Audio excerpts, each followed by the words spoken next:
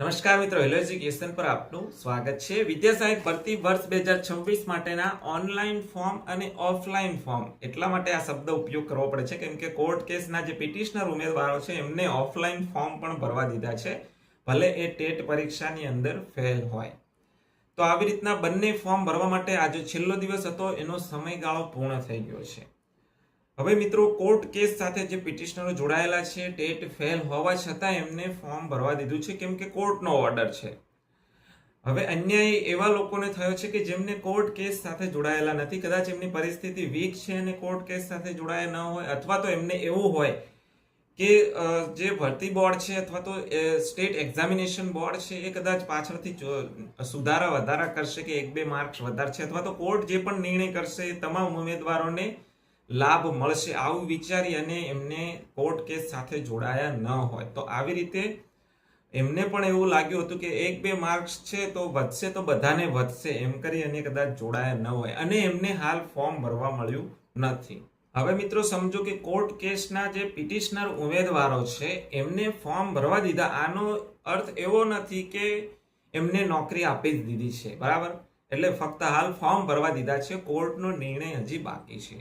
હવે કોર્ટ છે બે પ્રકારે નિર્ણય કરતી હોય છે। સપોઝ માનો કે કોર્ટ છે એ ટેટમાં જે 1 કે 2 કે જે પણ ગુણ વધારવાના છે એના જે ગુણ વધારો છે એ ગ્રાહ્ય રાખે છે અને ગ્રાહ્ય રાખે છે અને પછી ચુકાદો આપે છે કે ગુણ ગ્રાહ્ય રાખવામાં આવ્યા છે, અને જે પણ ચુકાદો આપે છે એ તમામ ઉમેદવારોને લાભ કરતા થશે। આવી રીતનો જો ચુકાદો આપે છે તો તમામ ઉમેદવારોને લાભ થશે અને મોસ્ટલી સ્પર્ધાત્મક પરીક્ષાઓના જે કેસ છે એની અંદર લગભગ આવી રીતના ચુકાદા આપતી હોય છે કે એ કેસ સાથે જોડાયેલો ઉમેદવાર હોય, પિટિશનર ઉમેદવાર હોય કે ના હોય, પરંતુ તમામ ઉમેદવારોને લાભ થશે। તો આવી રીતના મોસ્ટલી ચુકાદા આપતા હોય છે।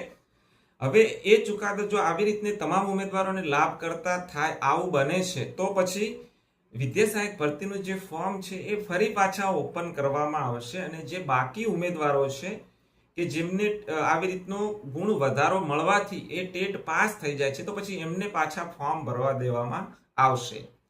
એટલે આવી રીતનું બની શકે છે। આ પહેલો જે ઓપ્શન છે એ છે કે કદાચ કોર્ટ છે એ બધાને લાભ કરતા નિર્ણય આપી શકે છે, અને એવું પણ બની શકે છે કે ફક્ત પિટિશનરકારો માટે જ આ રીતનો લાભ કરતા નિર્ણય આપી પણ શકે છે। અને જો આવું બને છે બીજા ઓપ્શન મુજબ તો પછી ફરીથી વિદ્યા સહાયક ભરતીનું ફોર્મ ઓપન થશે નહીં, કેમ કે જે પિટિશનર ઉમેદવારો છે એમને તો આજે ફોર્મ ભરવા માટેનો સમય આપી દીધો હતો।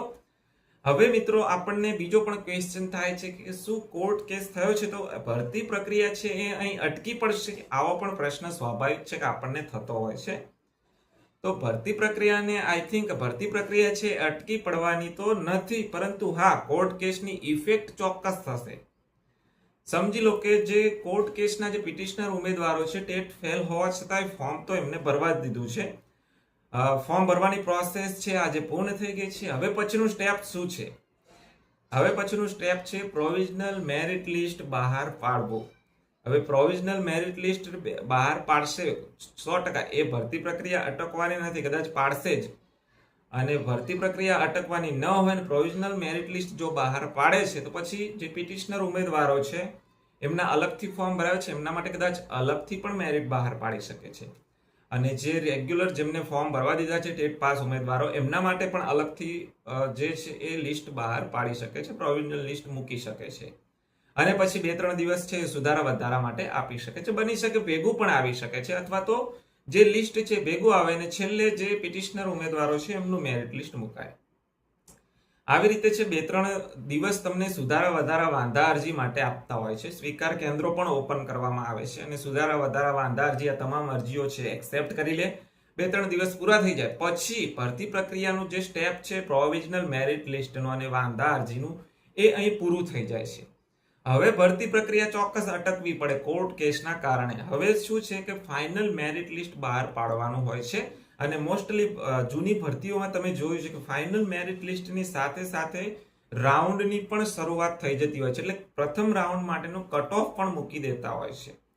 હવે પ્રથમ રાઉન્ડ માટે કટ ઓફ મૂકવું હોય તો એના માટે જગ્યાઓ છે કેટેગરી વાઇઝ ડિક્લેર કરવી જરૂરી છે, એટલે હજી જગ્યાઓ પણ આવી નથી, એટલે ફાઇનલ મેરિટ લિસ્ટ આવતા વાર લાગી શકે છે। એના માટે કોર્ટના નિર્ણયની પણ રાહ જોવી પડી શકે છે, આવું બની શકે છે. હજી તો જગ્યાઓ પણ બાકી છે, આપણને બધાને ખબર છે. એટલે હજી ચિંતા કરવાની જરૂર નથી. જેમને ફોર્મ ભરવા મળ્યું છે પિટિશનર કારો માટે તો એમને પણ ચિંતા કરવાની જરૂર નથી. જેમને ફોર્મ નથી પણ ભરવા મળ્યું તો એમને પણ ચિંતા કરવાની જરૂર નથી. ફક્ત નિર્ણય કોર્ટ કઈ રીતનો આપે છે એના પર ડિપેન્ડ રહેશે. ગુણ વધારાનો લાભ જો કોર્ટ બધાને આપે છે તો પછી બધાને ફરીથી ફોર્મ ભરવા મળશે. જેમને ગુણ વધવાથી પાસ થઈ જતા હોય આવા ઉમેદવારો માટે. તો આ રીતે કોર્ટનો નિર્ણય ન આવે ત્યાં સુધી રાઉન્ડની શરૂઆત થશે નહીં. આ રીતનું ભરતી પ્રક્રિયા ત્યાં સુધી અટકી જશે.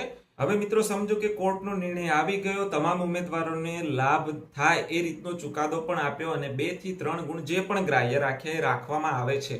અસર કોને થશે? ખાસ આ મહત્વનું છે મિત્રો. 1 કે 2 ગુણ જો આવી રીતના ગ્રાહ્ય રાખવામાં આવે છે તો અસર ખાસ કરીને જનરલ કેટેગરી પર વધારે પડે છે કે જેમને 89 ગુણ છે.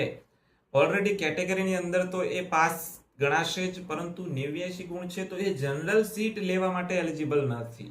90 ગુણ આવે ત્યારે એ જનરલ સીટ લેવા માટે એલિજિબલ બને છે. બીજી મહત્વની વાત એ છે કે ચાલુ જે પીટીસી ડીએલએડ વાળા ઉમેદવારો છે અને એમની ઉંમર તો આપણને ખબર પડી જ જાય કે 33 વર્ષથી નાની હશે ને હશે જ. મહિલા ઉમેદવાર હોય તો એમને 38 વર્ષ છે, એમની ચિંતા નથી. જે પુરુષ કેન્ડિડેટ છે એમની 33 વર્ષથી નાની જ હશે જો ચાલુ પીટીસી ડીએલએડ હશે તો. અને આવા ઉમેદવારો 89 હોય 88 હોય એમને 1-2 ગુણ વધારાનો લાભ મળે છે તો એ 90 ને પાર કરી જાય છે અને ત્યારે ત્યાં એ જનરલ સીટ લેવા માટે એલિજિબલ બને છે. એવું નથી કે જનરલ સીટ વાળા માટે જ આ ફાયદો છે. કેટેગરીના જે ઉમેદવાર છે એમને પણ આવી રીતના 1-2 ગુણ વધશે તો એ પાછા જનરલ સીટ લેવા માટે એલિજિબલ બને છે. એટલે પહેલા જનરલ સીટ છે એને ચોક્કસ અસર કરશે અને પછી જે કેટેગરીના ઉમેદવારો છે, કઈ કેટેગરીના કેટલા ઉમેદવારોને ફાયદો થાય છે એટલું એ કેટેગરીને અસર કરશે. 78 ગુણ આવ્યા હોય અને વધારાના 4 ગુણ ઉમેરે છે, 79 કોઈને ગુણ આવ્યા હોય 3 ગુણ ઉમેરે છે, 80 આવ્યા હોય 81 આવ્યા હોય 1-2 ગુણ વધારે છે તો ત્યાં 82 એ પહોંચી જાય છે. તો જેમનો અત્યારે હાલ જેમને 82 કે 83 કે 84 85 ની આજુબાજુ હોય ટેટ માર્ક્સ અને એમને મેરિટ ઓછું થતું હોય અને જે બીજા ઉમેદવાર છે અત્યારે ટેટ ફેલ છે એમને 2-3 ગુણ વધારી દે છે અને એ 82 પર પહોંચી જાય છે ત્યારે એમનું જે મેરિટ છે 12મા ધોરણના ટકા છે, પીટીસીના ટકા છે, ગ્રેજ્યુએશન અમુકને ક્લિયર થઈ ગયું હોય તો એવા મેરિટ એની અંદરથી વધી જતું હોય તો પછી જેમને ટેટ માર્ક્સની અંદર અત્યારે 84-85 છે અને જે ટેટ માર્ક્સ વધવાને કોર્ટના ચુકાદાને કારણે એમના માર્ક્સ વધતા એવા જો ઉમેદવાર આવી જાય છે અને એમનું મેરિટ કદાચ હાઈ બની જતું હશે તો એ કેટેગરીને પણ અસર કરશે. તો આવી રીતની જનરલ સીટને પહેલા અસર કરે છે, પછી કેટેગરીના ઉમેદવારોને અસર તો કરશે ને કરશે જ. એટલે જો ચુકાદો આવી રીતનો આવે છે 1-2 માર્ક્સ વધારાનો તો ઉમેદવારોને આ રીતનો કેટેગરી મુજબ જનરલ સીટને પણ અસર કરશે જ. એટલે એવું નથી કે અમને અસર નહીં કરે ને અમે શાંતિથી આ રીતના કુલ છીએ અને કંઈ ચિંતા કરવાની જરૂર નથી. એવું નથી કે ભાઈ 79 ગુણ 80-81 ગુણ વાળાએ કોર્ટ કેસ કર્યો હોય, એવું નથી. 100 ઉપર વાળા પણ છે કે જેમને કોર્ટ કેસ કર્યો છે કે 2 ગુણ અમારે પણ વધી જાય. જેમને 90 ગુણ છે એમને પણ કોર્ટ કેસ સાથે જોડાયેલા છે. એટલે એવું પણ હોય 70 હોય 12 ગુણ વધવાની શક્યતા એમને પણ કોર્ટ કેસ સાથે જોડાયેલા હોય, આવું પણ બન્યું હશે. અને 752 નો આંકડો મને મળ્યો છે કે તમામ ઉમેદવારો કંઈ એવું નથી કે ઓફલાઈન ફોર્મ ભરવા જ ગયા હોય, બરાબર. પરંતુ સંપૂર્ણ જે પ્રોસેસ છે, ભરતી પ્રક્રિયાની જે આગળની જે રણનીતિ છે એ તો કોર્ટ કેસ પર ડિપેન્ડ કરશે કે કોર્ટ કઈ રીતનો નિર્ણય આપે છે. તો મિત્રો આ રીતે વિડીયો થોડો લાંબો થઈ ગયો છે પરંતુ કંઈ નહીં, જાણકારી મેળવવી જરૂરી હતી. આશા રાખીએ કે કોર્ટ જે પણ નિર્ણય કરે બધાને લાભદાયી થાય. આજના વિડીયોની અંદર બસ આટલું જ જોવાનું છે. વિડીયો ગમે તો ચેનલને સબસ્ક્રાઇબ કરી દેશો. વિડીયો સારો લાગે તો તમામ મિત્રો સુધી અવશ્ય શેર કરશો.